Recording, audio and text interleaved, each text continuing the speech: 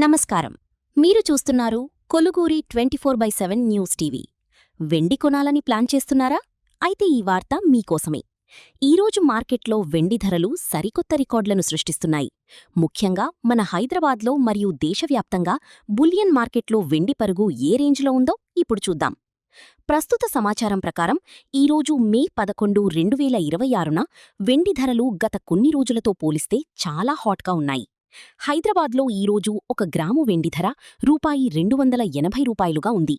దీని ప్రకారం 1 కేజీ వెండి ధర అక్షరాలా 2,80,000 రూపాయలకు చేరింది. గత వారం రోజులుగా పరిశీలిస్తే మే 4వ తేదీన 2,80,000 రూపాయల వద్ద ఉన్న కిలో వెండి కేవలం వారం రోజుల్లోనే రూపాయి 10,000 మీర ఎగబాకింది.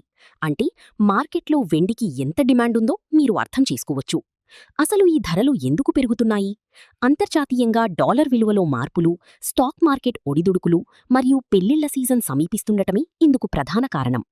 ముఖ్యంగా ఇన్వెస్టర్లు బంగారం కంటే ఇప్పుడు వెండిపైనే ఎక్కువ ఆసక్తి చూపిస్తున్నారు. ఎందుకంటే వెండి తక్కువ ధరకు లభించడమే కాకుండా లాంగ్ టర్మ్లో మంచి రిటర్న్స్ ఇస్తుందని నిపుణులు భావిస్తున్నారు.